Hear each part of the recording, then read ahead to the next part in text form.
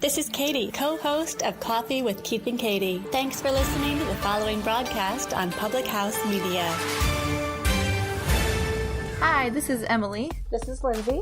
And this is Elizabeth, co-hosts of Beauties and Headcanons here on Public House Media. Thanks for listening to the following broadcast on Public House Media. Once you are done with this episode, we hope you'll come check out our show, Beauties and Headcanons, where we talk nerdy to you about fandoms, fan fiction, and all pop culture for nerds that you can think of. A new show comes out every Friday. Don't forget to subscribe on iTunes so you never miss an episode of Beauties and Headcanons. Thanks again for checking out the following broadcast on Public House Media.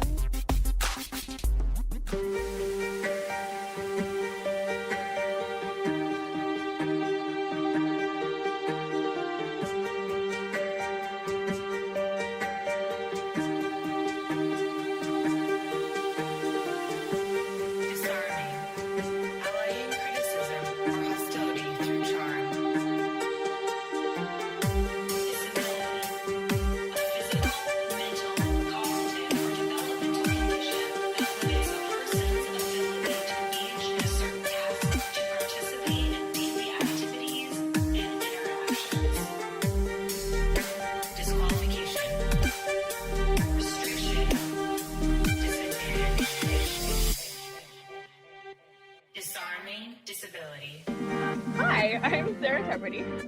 And I'm Nicole Kelly. And you're listening to Disarming Disability, in case you didn't get that. Yep, that's what we're here for. So great. We are in April. And April is springtime, and I'm also an April baby, so it's my birthday month. I like to claim the entire month as being my birthday, just so everyone knows. And something that's really beautiful that I've read in all of those like zodiac things and personality traits for people being born in April is that it's the springtime. So it's a sort of like rush of new life, rush of water, just like everything coming to life again after being in the wintertime. And I really like that analogy or image, whatever the right word is for, I don't know, I didn't take English. And so that's something that I really appreciate with the springtime, and why I love spring so much is because it's so much of this like energy and life that's being brought in. So Nikki, I guess I just want to know, what are sort of like your thoughts in this space of everything sort of coming to life, all of this energy restarting after the sort of warmness and coziness of the springtime. Now we're ready to sort of take on the world, and sun's getting out, birds are chirping. So I'm just curious to see, what are your new thoughts for taking on this year? I love springtime, and part of it is because my favorite flowers are lilacs. But also, yes, I definitely feel like I'm excited for the change into the warmth and into the summertime. Like, there's no place like Chicago actually in the summertime to sit on a rooftop bar and hang out with people, and like just to see the city lights out in front of you and the lake. I live literally a block from the lake here in Chicago, so it's the best place. And on top of living a block away from the lake, we live a block away from a puppy beach at the lake, so it's a billion times even better. So yeah, I'm excited. I'm starting to get really excited there's a few things that are coming up around the bend that I'm excited for. Last year, I did not take a single actual vacation. I used all of my vacation time to do other work. And while that other work was very important to me, and I wanted to take my vacation time to do that other work, I also promised myself this year that I would actually take time off and take time to rest and relax. Mm-hmm. So coming around the bend, actually, my boyfriend and we are going to take a surprise road trip. I don't know the right terminology, but where you show up at the airport and we have a budget in place and we don't know where we're going, and we buy a ticket to wherever is cheapest, and we rent a car and we just go on an adventure. I do too, and that's so not me. I'm such a stage manager kid where I love checklists and I love to-do lists, but at the same time, nothing gets me more excited than the thought of just going on an adventure. Having our budget, being adults about it enough where we're not gonna get stuck somewhere without a way to get home. But yeah, going to a place where we don't have a specific plan but are able to make a plan and can make it up while we go, and I think it's gonna be so much fun. So I'm really looking forward to that, and there's no expectation. And so I think that's gonna make it that much better, is because we don't have an expectation. So it's just gonna crush all other vacations I've ever taken, I think. Yeah. When you get to do what you want to do when you want to do it and when you feel like doing it. That you're like, oh, this is some cool museum thing we drove by and we're going to go check it out because we have time, because this is what we're here for, because we haven't planned anything, because we don't have a schedule. Yeah, it'll be great. We did make a couple of ground rules. So yeah, the rule is that it has to be somewhere far enough that flying makes sense. And we also are not going to go outside the US because we know that when we get there, we want to be able to rent a car and have the freedom to drive around. So somewhere in the United States, I will be in June, but I don't know where. So stand by for updates. California? I'm just going to put the stars there saying California. Do I have a place to stay? Because that means my days can be longer if I have a place to stay and not in a hotel. Yes. I will. So listen, I'm living with my sister this summer, which I'm really excited about. And she has 3 rooms. And each person who rents a room also has their own living room. So there are 3 living rooms. So I will be staying in my sister's living room, but then my sister also has 2 other roommates who each have their own living rooms. And then there's like a kitchen, like in a formal dining room, like kitchenette area, which I just think is insane. So we have the space. I just offered you my sister's place, even though I haven't actually asked her, but she's going to say yes anyway. So great. Thanks, Madeline. I don't understand how there are 3 living rooms, and maybe you don't need to explain that to me right now, but what? Are they in a house? It's just a really cool old Victorian house in Sacramento. She lives in Midtown, which is like a really fun, trendy area. And so there's 3 rooms upstairs, and then they have like, I think it's the formal dining room, a living room, and then the house, I could be totally wrong. So I'm so sorry, dear, whatever her address is in Sacramento, and the people who live there. But I believe that they built a sunroom off the back of it. So it's like a skylight. So there's like the formal dining room, I guess, is one room, but it's a living room. And then there's the living room and then the sunroom. And then there's the kitchen eating area where you can fit a full table and chairs, like a big table, like a grown-up table with 6 chairs can fit, and it has a chandelier. And then there's the actual kitchen area. And then there's a basement. It's beautiful. I'm so excited. And she lives like within walking distance of all these really fun restaurants. And also, if anyone ever saw Lady Bird, that's based in Sacramento. It wasn't all filmed in Sacramento, but there's this one scene where she's standing in front of this like gorgeous blue mural, and she's very like angstily standing with like I'm sure her back's on the wall and like her foot's up on the wall too. But it's just this shot where it's like, I forget I think it's like a woman singing or something. It's just beautiful blue mural. That's like 3 blocks from my sister is. Amazing. Cool. That's so cool. I'm so excited for you. That's going to be awesome. Yeah. So yeah, if I accidentally end up finding my way there, what's up, Madeline? I'm coming to hang out. Yeah. It'll be so much fun. Oh, I love it. I love it. I love it. I love it. Cool. Well, should we jump into this week's episode? Yeah. So this week we actually have Christine Bruno, who is incredible. I'm so excited for you guys to get to know her and to meet her. What we're going to discuss is right now, what are the barriers for artists actually entering into the space that is, well, the world of the arts, right? There are actors' audition calls going out all of the time, but none of those are for us. So what are the barriers that exist, and how have we started to tear down those barriers and build bridges instead? She's an absolute expert in that. She's done work in this area for forever, and I cannot wait for you to meet her. So with no further ado, let me give you her bio, and we'll welcome Christine.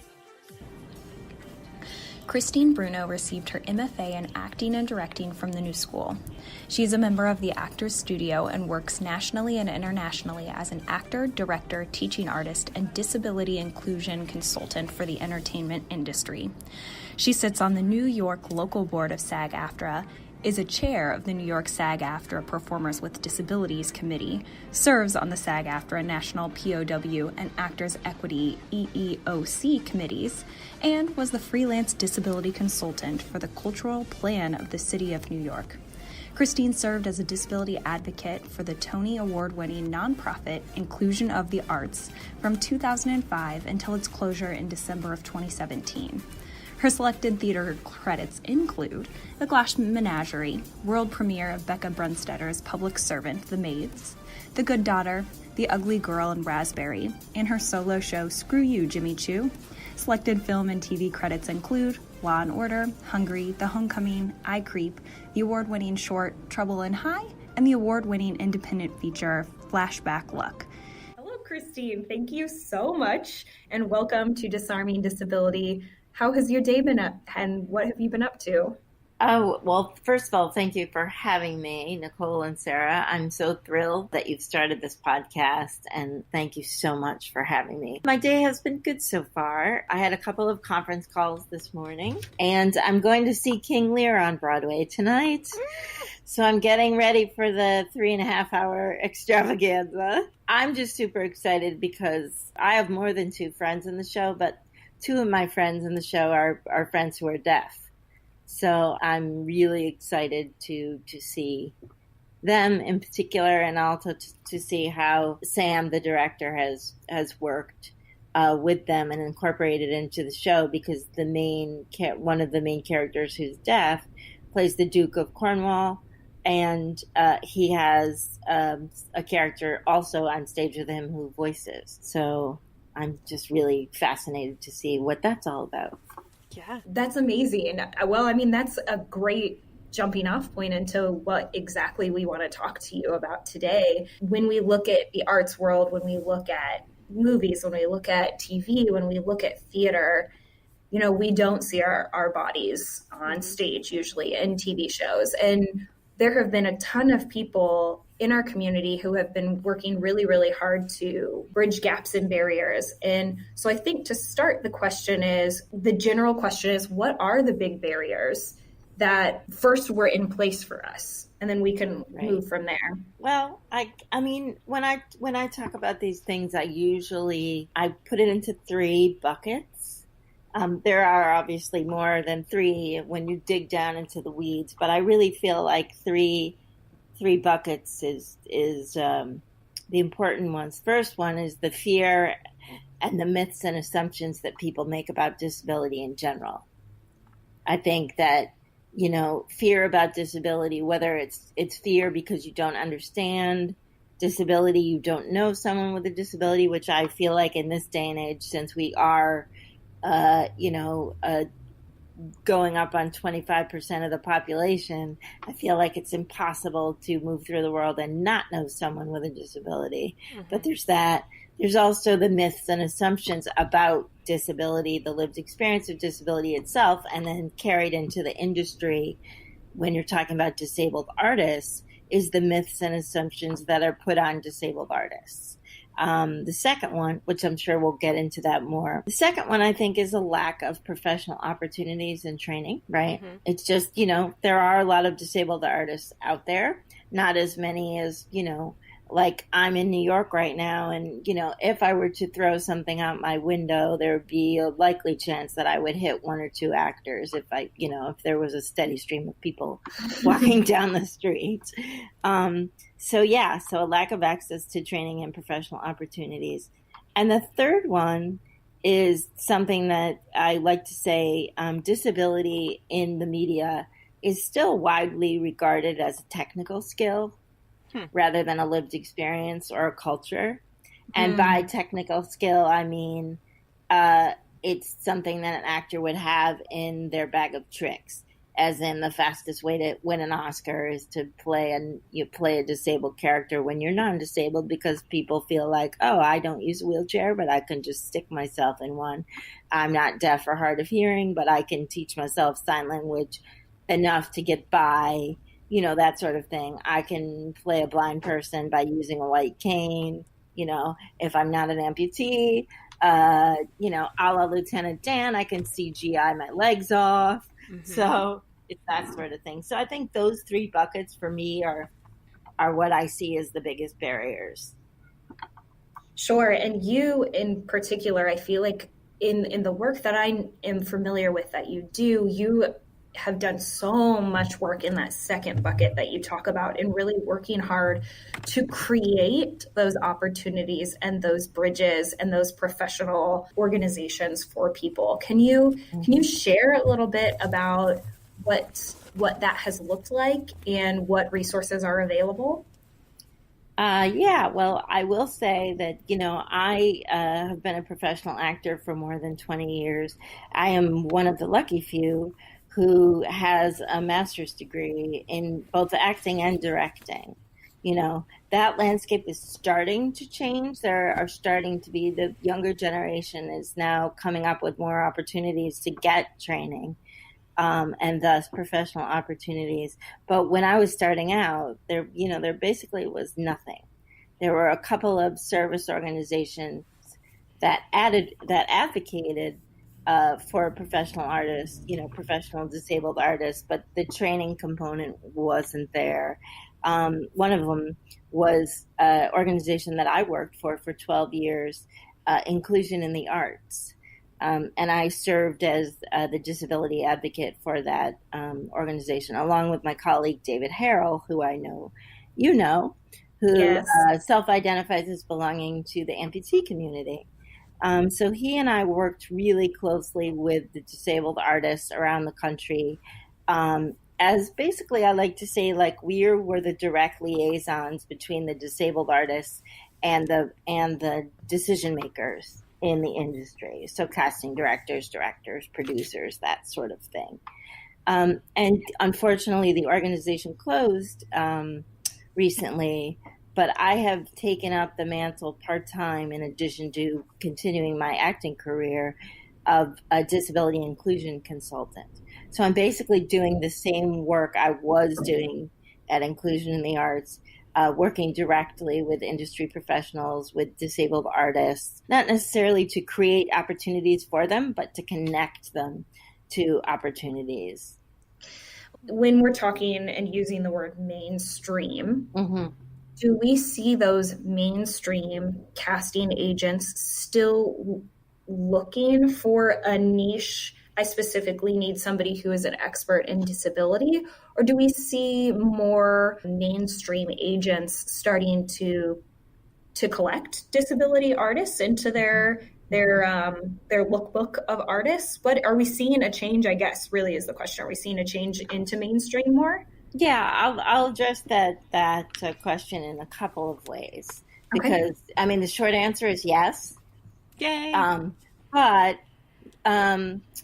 I think the really exciting work is happening on the casting director front rather than the agent front, and I'll explain that.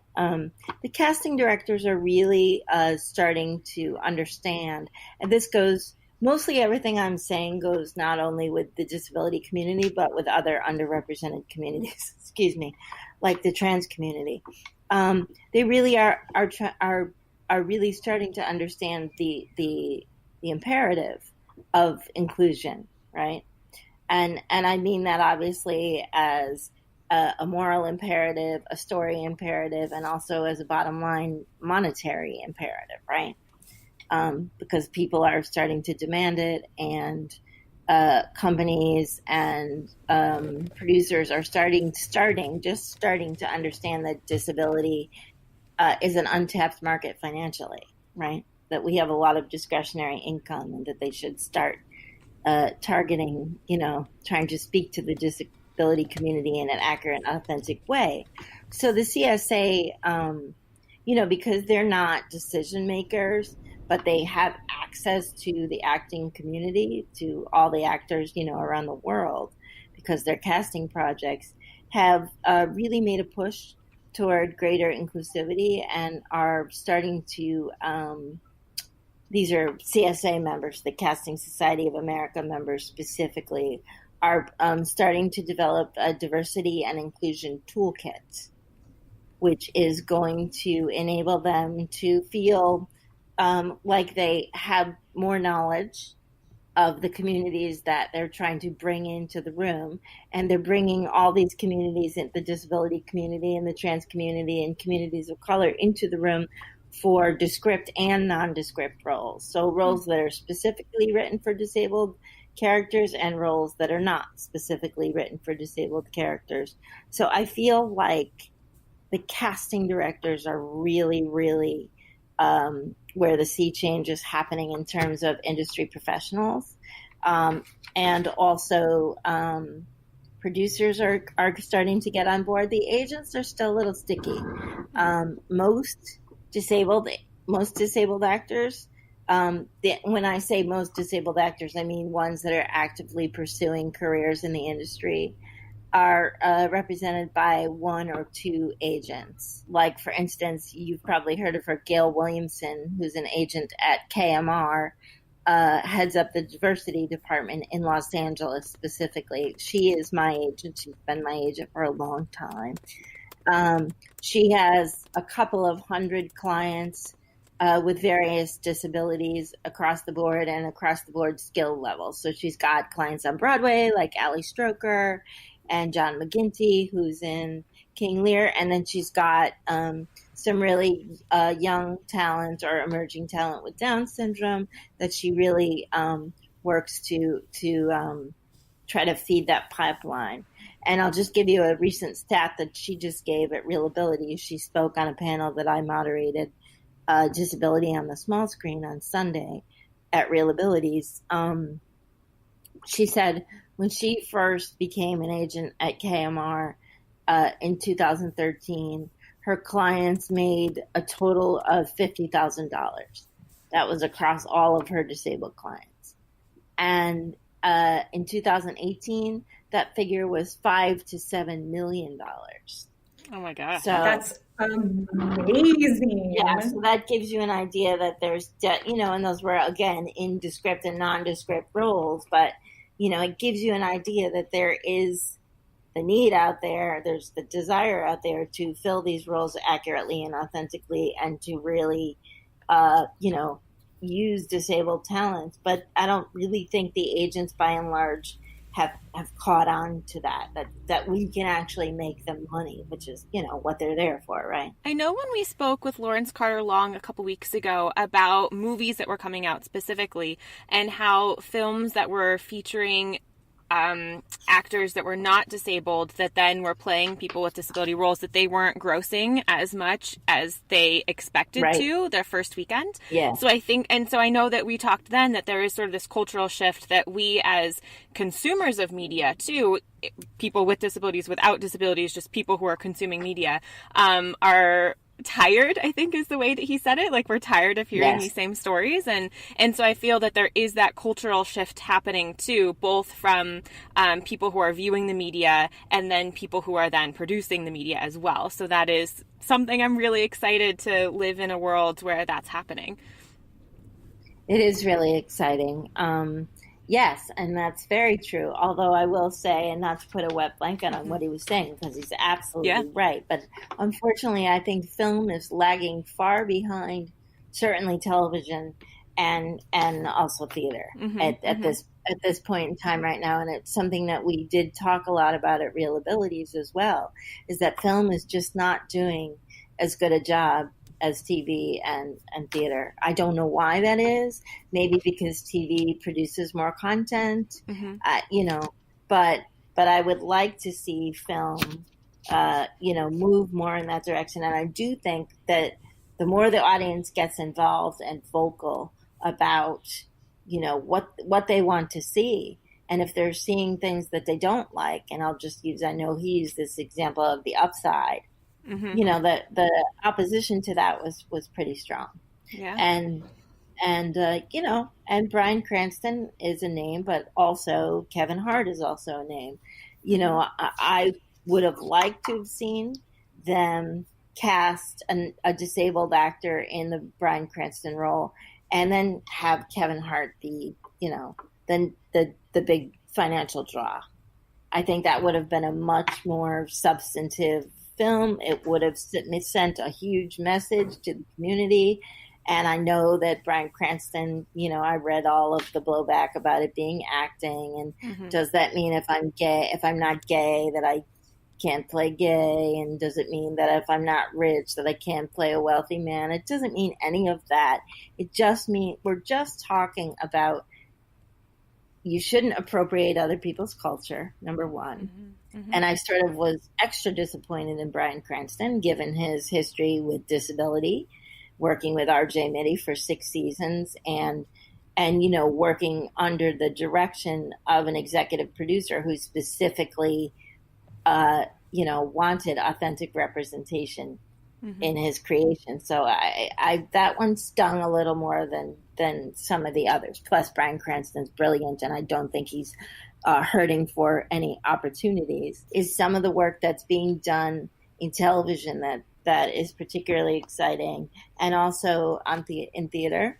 And I'll just throw out some examples. In television, this was a banner week now for disability, I think, in television, because we had an episode of NCIS New Orleans, which I don't know if you saw.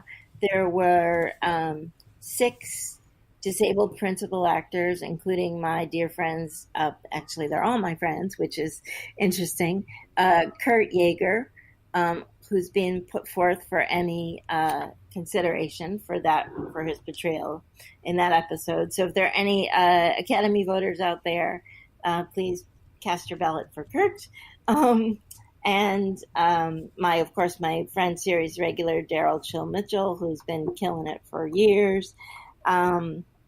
Teal Shearer and Summer Carbuccio, and 30 background actors with disabilities on that show that aired this week. And the writer has a disability. She Catherine Beatty, she has a mobility disability. So I would say it's really important to get writers in the writer's room, more writers with the lived experience of disability in the writer's room, because it allows us to have more nuanced conversations that actually reflect the accurate portrayal of disability and the accurate experience of disability.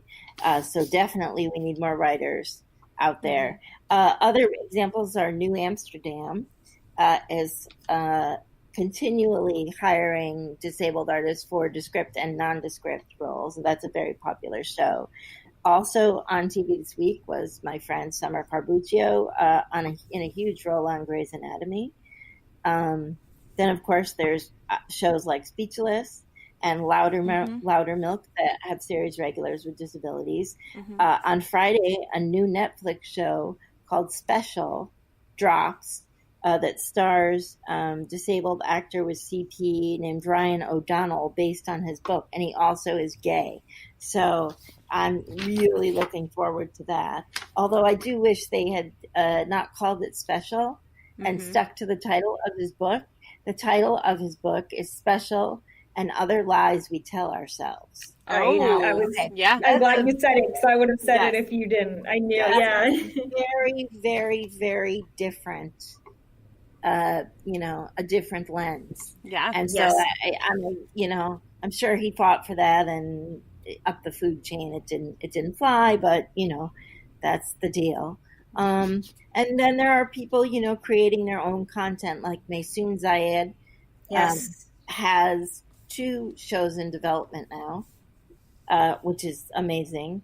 Able, there's a web series coming out called Able. It's a series of interviews with disabled artists by Ali Gorey and Callan Blair, and another series called Hot Flash, starring Amy Buchwald, and executive produced and written by Amy and her husband, Danny Woodburn, as some people know as Mickey from Seinfeld, an amazing little person, actor and activist.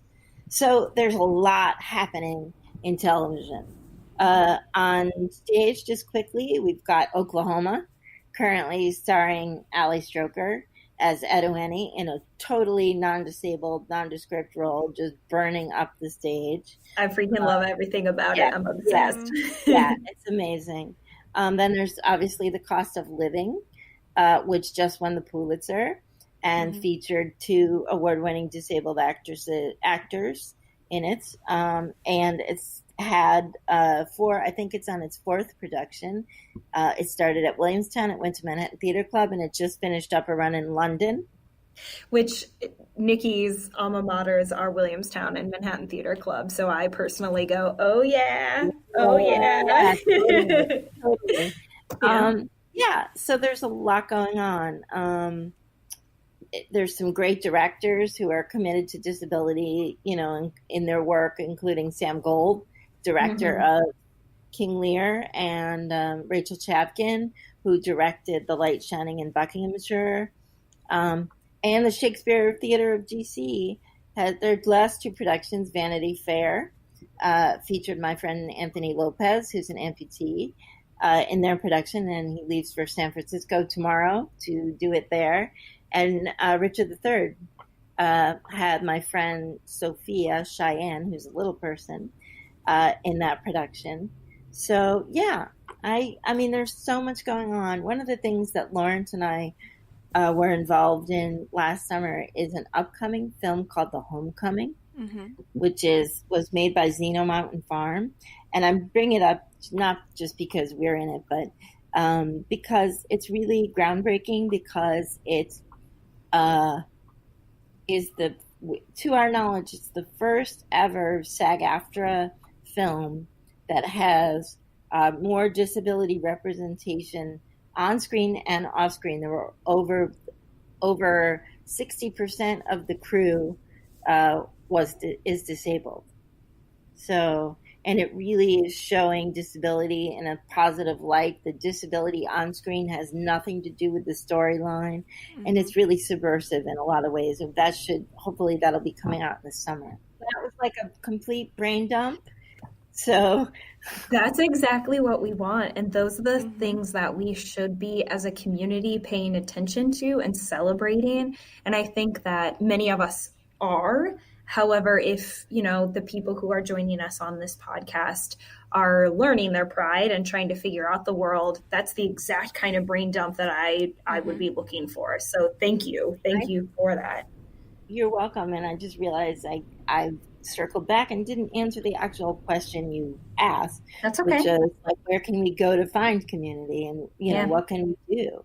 I mean, I think within the arts, there are now increasingly more places to find community. And I don't know if you guys know about the Disability Film Challenge, which was this weekend, which is a film challenge that's in its 6th year. It's a 55-hour film challenge to make your own 5-minute film over the 55-hour period. And it has to have something to do with disability, whether written by a disabled person, crew, disabled actors. Most of them have, disability representation in all of those areas. And it's really doing well. I think the first year they had about 12 entries, and this year it's over 60, I know. So, and those films have gone on to win awards, and a lot of people have gotten jobs from the film challenge. A couple of my friends have gotten recurring roles on TV series directly from the film challenge. So that's a place where people can go to find community. Then there are, disability specific theater companies like Appetite here in New York, and the National Disability Theater, which is sort of countrywide. That's Nikki and Tallery's company. So Tallery's episode just aired last week. So yes. Yeah. I'm sure she talked about a lot about it. There's Family Theater Company in Denver, which my friend, wonderful disabled actress and artistic director, Reagan Linton, is the artistic director of Family. There's TBTB, which is Theater Breaking Through Barriers here in New York, which is about to celebrate its 40th year. And I am going to be doing a play upcoming this summer, an off-Broadway world premiere by Becca Brunstetter, who writes for this for TBTB. So she did stuff at Williamstown the year that I was there, so I'm familiar with her as well. Yeah. And she's a super committed ally to the disability community, which is something I think that doesn't get a lot of airplay, is the need for our community specifically to have allies. Because our community is so fractured in terms of cross-sections of disability. I think you were alluding to it earlier. You and Sarah belong to the amputee community or the limb difference community. And often disability communities tend to get siloed because, for lots of reasons, because we're concerned with our own needs. But I think in order for us to really move forward in the entertainment industry, we need to come together as a community, but we also need our allies from like-minded, underrepresented communities to have our backs as well. Totally agreed. And that's, yet again, I know we shared with you, that's part of our hope for this podcast, is to get kind of all people on board to listen to the wide message, the general message, and just expose people to the fact that this community and culture is outside of whatever silo in which they specifically live in. And that's a beautiful thing, and that we can be on each other's team, and that, no, that doesn't always mean that we have exactly the same needs or have experienced stigma in the exact same way, but that's okay too. So is there anything else in which you feel like you'd like to share, feel like we didn't get to cover with you? There's so much. I mean, we could have, I mean, this is why you guys started this podcast, because there's so much to talk about. Just, and we do want to, just so you know, after this first season, our hope is that our first season is just kind of laying groundwork, but we want to really get into nitty-gritty specifics in the future. So just hopefully please be on standby, and we may call you up and be like, we specifically want to talk to you about what seeing King Lear was like and how it worked with actually, like really get into nitty-gritty conversation. Yeah, that'd be great. So that is a hope that we can grow into that, but we really want to make sure that we're bringing the audience along with us and that they're ready for that. So that's kind of where we're treading right now, is just trying to do enough overview that everybody feels included if they're just getting into it. Of course. I do think there are substantive things that we should be doing as artists, but also as consumers. I mean, I think the main thing right now, most often we're not allowed to play ourselves. We're not even, as we know. So I want to see more disabled actors in disabled character roles, but I also want to see disabled actors playing nondescript roles, like Allie as Zedu Annie or Russell as Duke Cornwall. So that's great. I want us to continue in that trend, so we don't have to keep having the same conversation all the time, right? Agreed. I think we need to have. I feel like we must have a seat at every table every time for every conversation. I know Lawrence brought up the concept of nothing without us, as opposed to nothing about us without us. There should never be an about us. It doesn't matter if it's about us or not. We should be in the room. Otherwise, we're not, But I really think that what can we do as consumers, as audience members? And this might be a little subversive, but I don't care. I mean, don't support inauthentic portrayals of disability. I don't think anyone should support it. Certainly, we as disabled people should not support inauthentic portrayals. But we need to use our voices and our money as a protest. I mean, we have a lot of money. We've got $500 billion in discretionary income. That's a lot of money.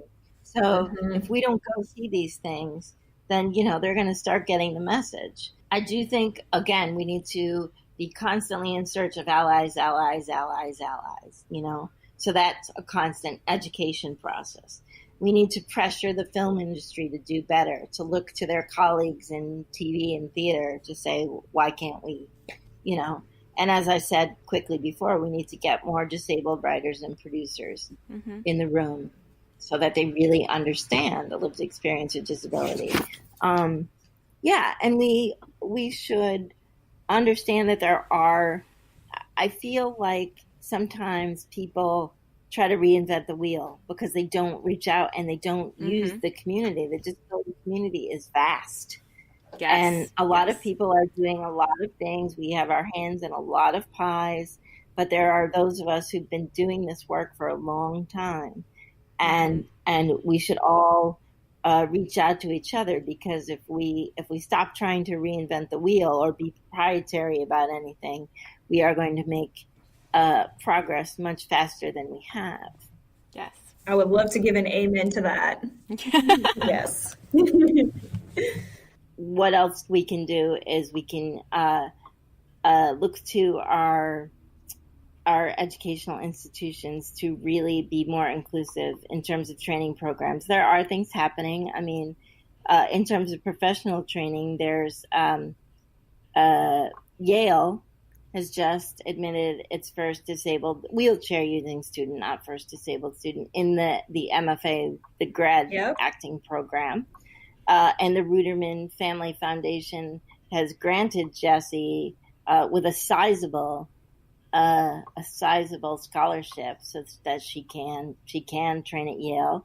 Also, there's UCSD, but then because, like I said, lack of access to training is a huge problem, and we really need to feed the pipeline. So organizations like Queen's Theater has started a program called Theater for All, and a comprehensive training program for disabled artists.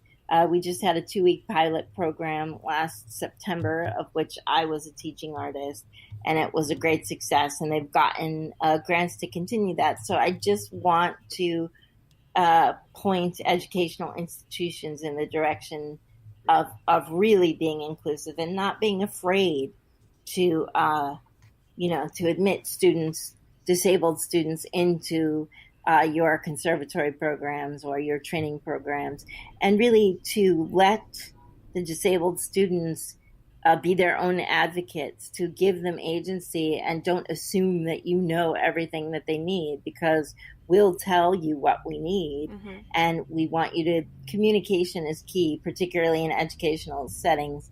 I know most of my friends who've gone through professional training programs, myself included, things were imposed upon us without our consent and without, speaking to us first.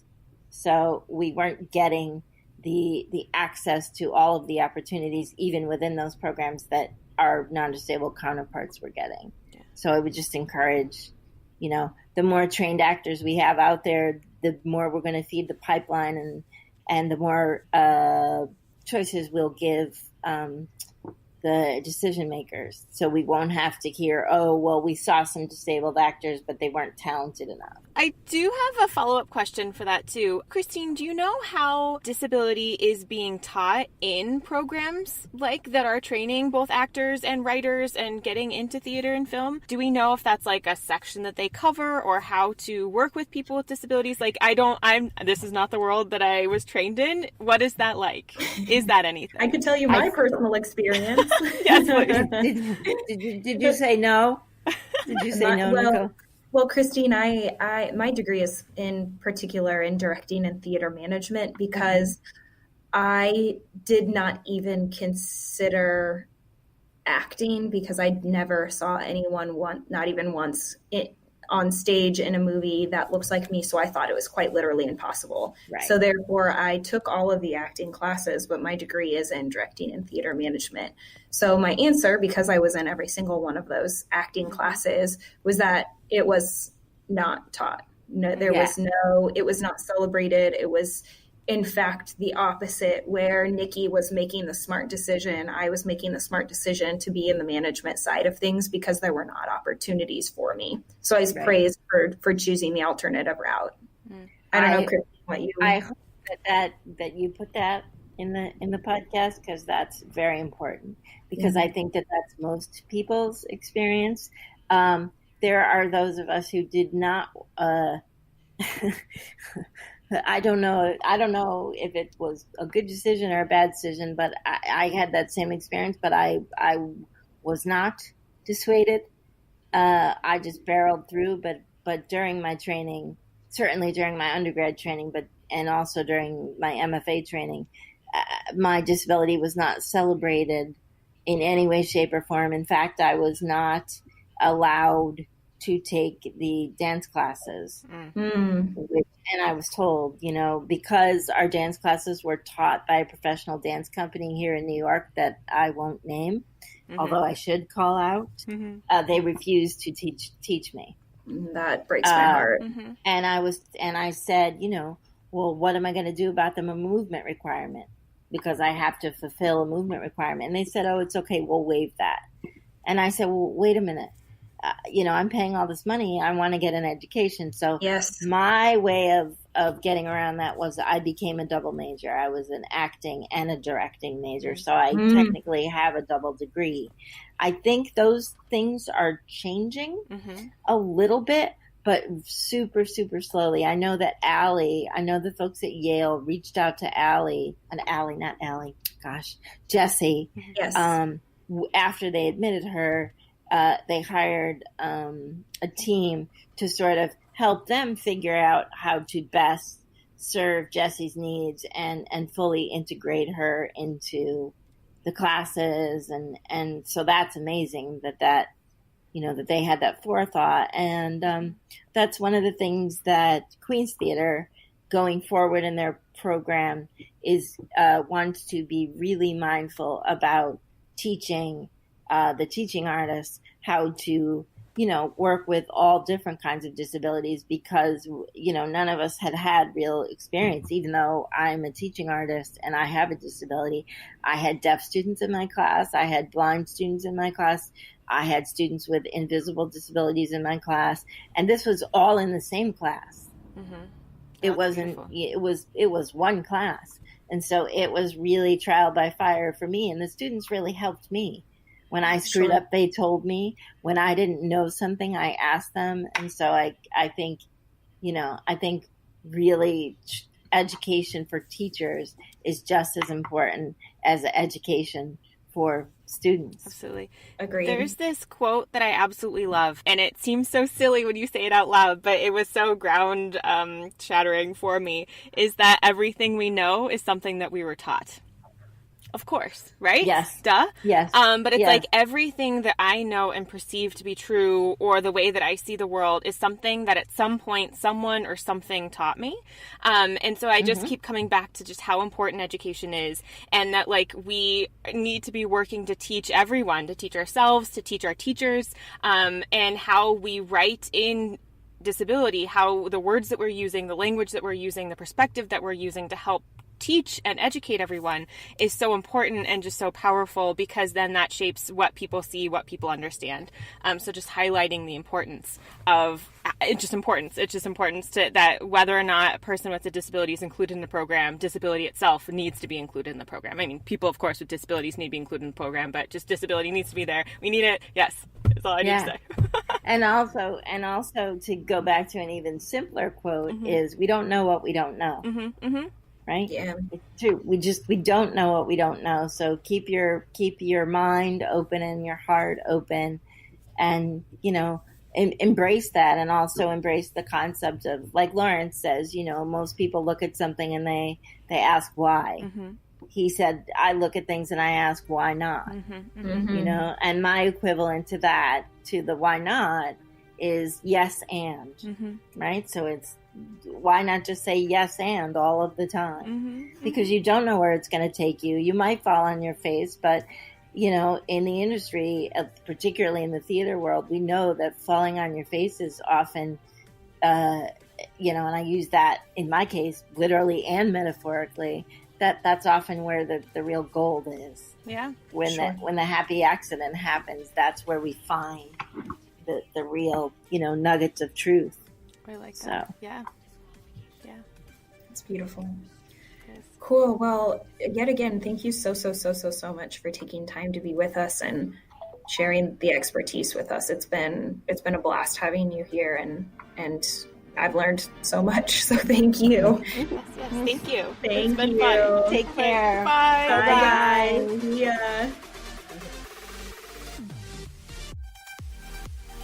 We want to give special thanks to our network, Public House Media. For our intro beats, Jason Barnes at Cybernetics. For our logo art, Patrice, you can find him at normalpersons.com. And Matt Meldrum and Ryan Louie, our two-handed technical team. Subscribe on Apple Podcasts or publichousemedia.org. Follow us on Twitter at DisarmDisable. Follow us on Instagram and Facebook at Disarming Disability. And check out our website, disarmingdisability.com. See you next week. Bye.